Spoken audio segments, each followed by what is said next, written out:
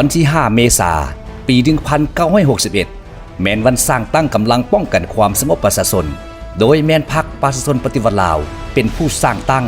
นำพาเด็ดขาดโดยกงและหอบด้าน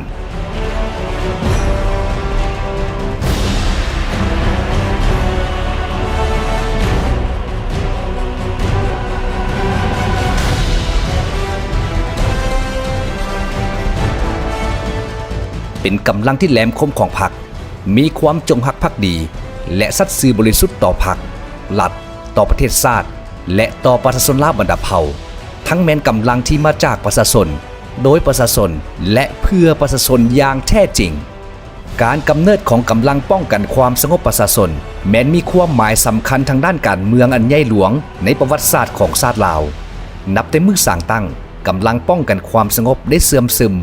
และปฏิบัติ3หน้าที่4การพัวพันได้เป็นอย่างดีทั้งเคลื่อนไหวป้องกันฝึกแอบหำเหียนปรับปรุงกำลังเพิ่มพูนผลิตผล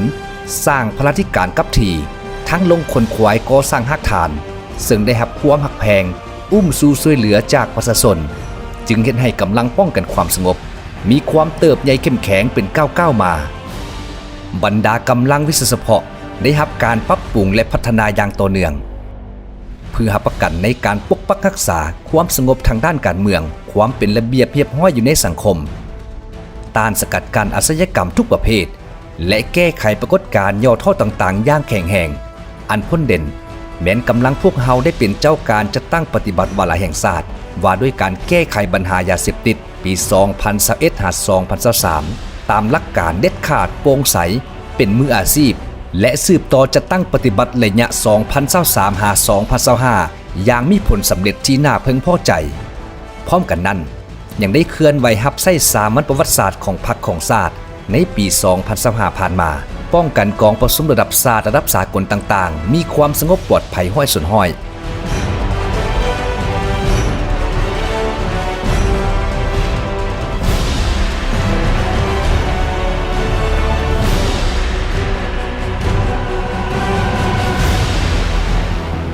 และประกอบส่วนในบ้านเลือกตั้งสมาชิกสภาแห่งชาติสุดที่ 10และสมาชิกสภาประชาชนขั้นแขวงสุดที่ 5อย่างมีความรับผิดชอบสูง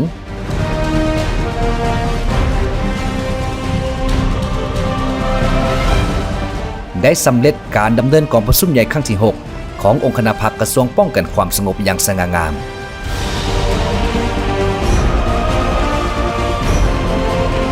ได้เพิ่มทวีการพัวพันร่วมมือกับกำลังป้องกันความสงบบรรดาประเทศเพื่อนมิตรยุทธศาสตร์และเพื่อนมิตรสากลแบบ2ฝ่ายและหลายฝ่ายเห็นให้กำลังป้องกันความสงบประชาชนลาวมีบทบาทที่พ้นเด่นเคียงคู่กับบรรดาประเทศในภาคพื้นและสากล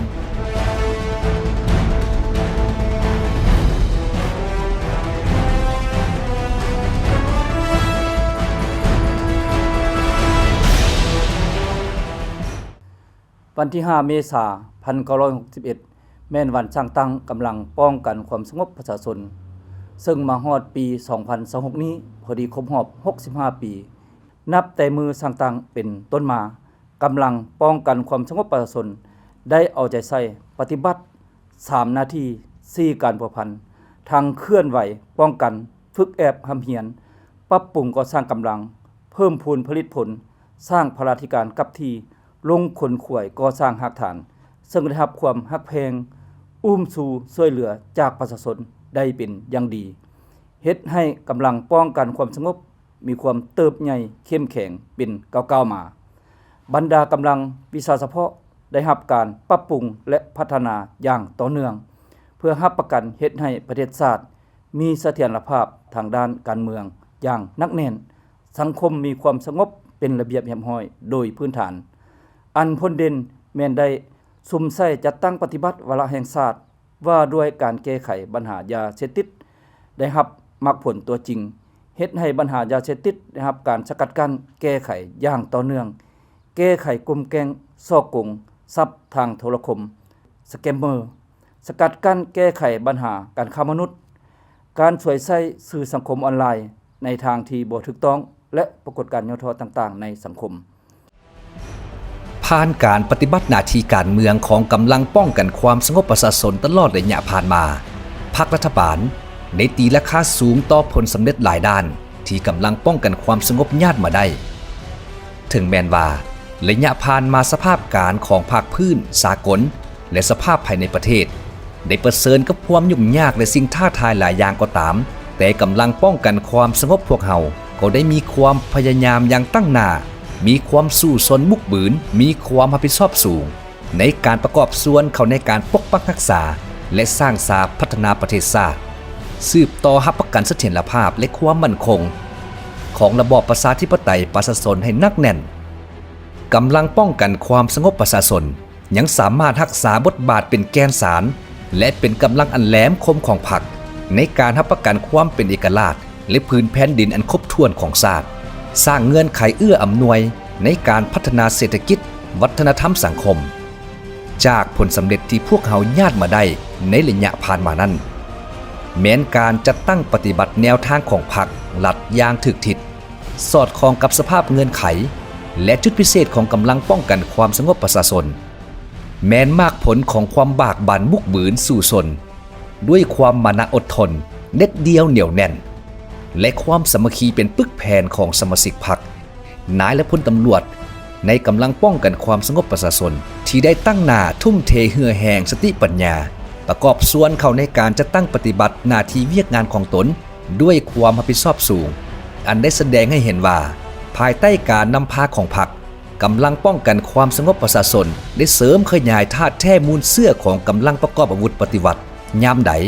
ก็สนองตอบต่อความเรียกร้องต้องการของพรรคและประชาชนด้วยความจงรักภักดีซื่อสัตย์บริสุทธิ์และยามใดก็เด็ดเดียวเหนียวแน่นก้าวเดินตามอุดมการณ์สังคมนิยมของพรรค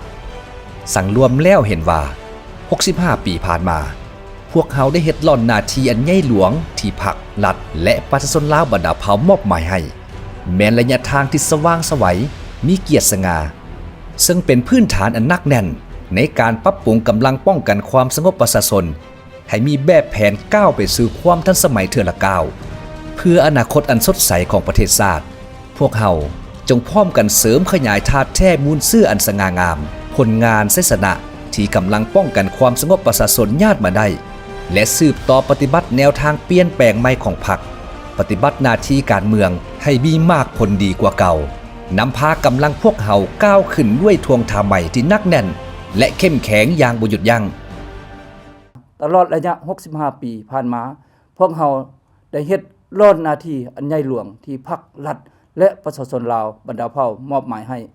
แม้นระยะทางที่สว่างไสวมีเกียรติสง่าซึ่งเป็นพื้นฐานอันนักแน่นในการปรับปรุงก่อสร้างกำลังป้องกันความสงบประชาชนให้มีระเบียบแบบแผนและก้าวเข้าสู่ความทันสมัยเพื่ออนาคตอันสดใสของประเทศชาติและความเข้มแข็งของกำลังป้องกันความสงบ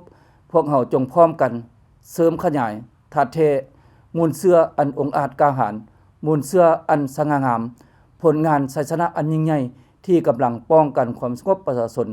ญาติมาได้และสืบต่อปฏิบัติแนวทางเปลี่ยนแปลงใหม่รอบด้านอย่างมีหลักการของพรรคปฏิบัติหน้าที่การเมืองให้มีมากผลดีกว่าเก่านำพากำลังก้าวขึ้นโดยทวงทางใหม่อย่างนักแน่น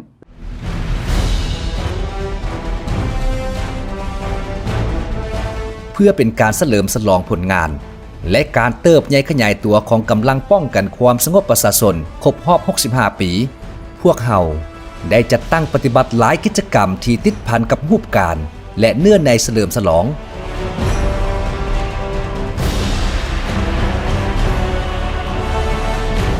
เป็นต้น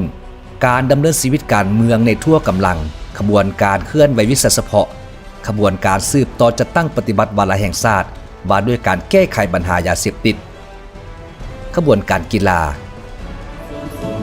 ศิลปะประดับประดากลมกองเคลื่อนไหวปาฐกถาอยู่บรรดากระทรวงและองค์การพบปะโอ้ลมพนักงานอาวุโสบำนาญ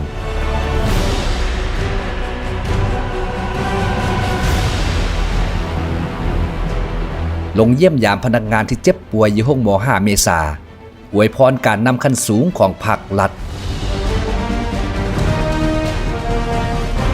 และในแต่ละปี ก็ได้ดำเนินการโฮมซุมนุมมิตติ้งเฉลิมฉลองวันสร้างตั้งกำลังป้องกันความสงบอย่างเป็นขบวนที่มีความหมายสำคัญอันลึกซึ้งแสดงถึงความเอาใจใส่ของคณะพรรคคณะนำกระทรวงบรรดานายและพลตำรวจทั่วกำลังป้องกันความสงบประชาชนที่ระลึกถึงบุญคุณงามความดีของการนำภาครัฐอดีตนักรบปฏิวัติที่เสียสละเลือดเนื้อเพื่อประเทศชาติเพื่อประชาชนในภารกิจปกปักรักษาและสร้างสาพัฒนาประเทศชาติให้บุญคุณงามความดีของบรรดาทานเหล่านั้นถูกจารึกอยู่ในปึ้มประวัติศาสตร์และความทรงจำของพวกเราตลอดไป